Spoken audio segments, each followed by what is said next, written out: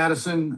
Good to be with you. And every time we speak, I love to see that beautiful sunrise in the background. I haven't shared this with you, but my wife's nickname, she goes by AKA Sunshine. So I love your photo. But good to be with you on Be the Bison podcast, where we get to share some stories of storms that we've gone through. So before we do that, just share with our audience, give us, the 90-second who is Addison and, why are we having this call, so to speak.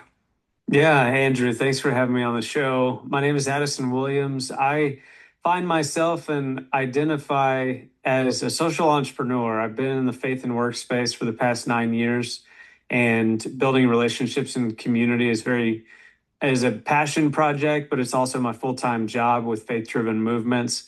I've sat at the intersection of faith, work, and stewardship for the past 9 years, and I've quite frankly fallen in love with working alongside faith-driven business owners and leaders, not only to help them see business as a great thing, but also incorporate their faith in the marketplace. And that was an area of significance for me, and now I get to help others realize that same thing. Mm. Addison, an awesome journey for the last 9 years. But as you and I have gotten to know each other a little bit, I've got an important question before we jump into the story. So who's your favorite baseball team right now? Well, I grew up in North Texas, going to the ballpark in Arlington before they built the new stadium. So Texas Rangers always are near and dear to my heart. But quite frankly, Andrew, I just love a good sports game. I love a great baseball game. So if you ask me what my favorite team is, I typically say it's the underdog. I just like seeing the guy that's not expected to win play their guts out and make it happen. Yeah, I'm with you. Hey, side note, next time maybe the Yankees and Rangers go to Dallas, maybe you and I can go to a ball game. I would love that. Sign me up for it. All right. Well, all right. Well, so thank you for the intro. Let's just jump into it. Take a couple minutes, few minutes. Tell us about a storm in life that you've encountered. I love this story, Andrew. I was attracted to Be the Bison whenever we first met over Zoom, which is your background now. But a storm that I went through was back in roughly the 2020, before COVID hit, actually. It wasn't because of COVID, but I really had to provide for my family. I felt like I had to provide for my family. And so, at the short answer, it was burnout. It was this idea of I really wasn't bringing my best self to the marketplace, to the workplace, where I really I was at a great organization, don't get me wrong, but I did feel like there was a big disconnect. And it was a pretty dark season for me, not only because I wasn't competing in the marketplace. I was very used to competing in the sports world. And so excellence was something that I was very passionate about, is very driven as an individual. And whenever I found myself in that season, I had a very good friend, to keep names out of it for sake, but I had a very good friend that would always provide something. He would always say something. He would always put something on social media that really resonated with me. And as I would see that, I would just be numb to it. I'd be like, yes, you're 100% accurate. Like, yes, you're on it, man. I love what you're saying.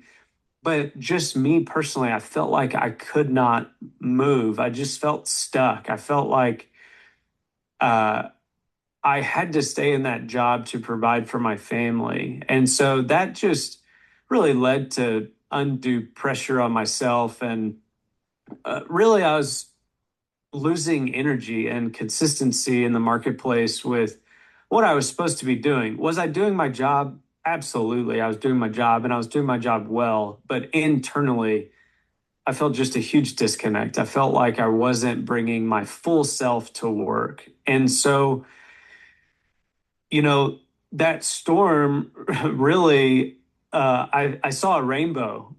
I saw a rainbow in the storm. We're going to just stick with that. Yeah. And I just sent a message to a friend, and I said, hey, you look like you're really enjoying yourself. Tell me about what you're doing. And it was just in that little moment of me taking action that I worked my way out of that. But that storm of just being stuck and burnout, it led for me personally, my personality to be depressed. Just a mindset thing. And it was numbing. But redemption is on the other side of that. I know we'll jump in, so I'll stop Yeah. there. No, I appreciate that. And one of the things that the storms sometimes reminded me in the shadow of the storm. And like maybe you and at times where I feel down or maybe even a little depressed or maybe depressed, right? I'm in that shadow and it's not a good place to be. It's a place of being stuck. Like, hey, is this storm going to clear or is it going to keep going? And it's not a fun place to be, right? So, talk a little bit about okay, so you're kind of stuck, right? You feel like you're not giving your best. You're used to excellence in the things that you do. So, what are you doing besides throwing out a lifeline to your friend? What are some of the things that you did to get through? Well, first and foremost, I had a wife that supported me. That was number one. But number two, I just started really pressing into this idea of, hey, you have to take action and you have to be the difference maker that you want to be. And, interestingly, in that storm, I was able to move in different positions in that organization. And so, even though I considered it a storm, there were still those lifelines that kept me afloat. It's like, oh, hey, here's a new opportunity. Here's something else. Because I'd like to strive, I like to do great work. And so, in those other opportunities, it was a reframing of the mind, it was et cetera, et cetera. And so, fast forward to the the breakthrough, if you will, is just this idea of maintaining focus and just knowing, hey, number one, I had people, but number two, uh, I would just continue to ask myself, hey, what do you want to do? What does fire you up? What does that look like? And so I just start creating lists of what I thought myself was good at, what other people said I was good at. And it really started to shape perspective as to what I could become, what I was, and where I am currently so that I can move up and not down. Yeah, I appreciate you sharing that. And one of the things that comes to mind, if you've ever been to the Lamar Valley in Montana, for example, where there's huge bison herds, one of the things that's really beautiful to watch is this really strong animal that's in a herd. And sometimes they're very just methodical and just very steady and just kind of, chewing on the grass and walking through, the plains. But sometimes, they get together and they're running together. So when you were in this season, was it a season of running quickly or was it maybe a little bit more methodical and slowing down, making those lists, talking to people? What was that like? Or was it both? It's really funny, Andrew, because you say talking to people. It's only recent that I've actually started sharing stories, or whenever I'm going through something, having somebody that I want to talk to. Because at that time, I was really trying to do it all myself, if I'm going to be honest with you, which this is what that's for. So I really didn't talk a lot to anybody because in my head, it was a lie that everybody else has their problems. They don't need to know about mine. Like, I don't need to tell them because they can't fix it. At the end of the day, I've got to be able to fix myself or I've got to be able to do what I need to do to get it done. And so, like, I don't need to tell you what my problem is because, I mean, at the end of the day, it comes down to me. And so it's just this self-defeating cycle of, we both know that it's healthy to talk to people. But oftentimes we get stuck Yeah. in the lie of, well, it's all about me and I got to take care of it myself. But that's not reality Yeah. to some degree. Question for you. Uh, yeah. Yeah. Speaking of that, so I've been camping a little bit out in the Genesis story as relates to work and faith and work. I know that's a sweet spot and a passion of yours. Don't you think that, when Adam, he was given this amazing stewardship and work, of this amazing garden, but then there was a consequence for his actions of being there but not being there.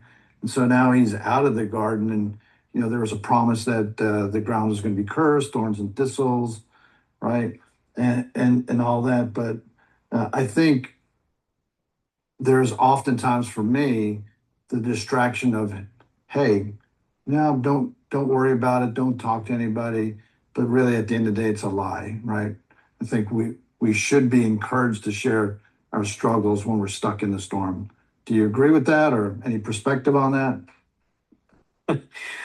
I'm a big fan of what was your story before you were the starting pitcher for the New York Yankees? Like, how did you get there? And scars, thorns, thistles, they tell a lot of the story, but they also are able to tell you a lot of the growth that you went through. And not a lot of people talk about that. They don't talk about before the lights. And that's the most important thing. Friday Night Lights is a great football show, and clear eyes, full hearts can't lose. That happens during practice. That happens in the locker room so that you can compete on Friday night. So yes, absolutely. I would 100% agree with that. Yeah. If if I was thinking about it, I might want to change the Be the Bison interview to before the lights. I love that, and that expression that you just gave. That's a really awesome picture, right? Athletes, especially baseball players, just spend 2,000 hours plus a year either practicing, preparing, or at games or spring, right? So before the lights, I love it. Any final thoughts, Addison? Maybe a nugget or two that you'd want to leave behind based on your storm story. Yeah, I would say, Andrew, a nugget is you're not alone. Nobody is, it's very clearly stated there's nothing new under the sun. So if you're going through a storm, you're not the only one that has gone through that specific storm. And honestly, it's more freeing for me to know that I can find the trusted individuals to share life with. Not everything, right? I mean, there's layers of accountability, layers of the onion, if you will, of what you share with certain people. But just this idea of being seen and heard and valued is such a key thing. And through opportunities and relationships that I've built, people are longing for that community. They're longing for that relationship that they can have to where they can let their guard down and not be judged about it. We should all have that person in our lives. And it is freeing because you start to understand that when you're heading into the storm, you head, I love the analogy, right? Bison head into the storm because they know that it's the fastest way to get out. And they do it in a herd, they do it with people. And so I love people, and giving them the opportunity to Yeah. press in together is a great thing. Yeah, it's great, great way to end the story and share the nugget. The idea of the herd, right? You don't, often we see this beautiful, strong bison maybe by itself, but at the end of the day, they get through the storm as a herd, right? And they take care of one another. So it's a great way to finish. And well, Addison, thank you for sharing your story today. If you're interested in Addison's story or others, go to solidleaders.com, hit the Be the Bison button, so to speak, on the website, and you can get this story and others. And Addison, it was really good to hear your story. I appreciate you sharing. Thanks, Andrew. Thanks for having me. Glad to have you, and we'll see you soon.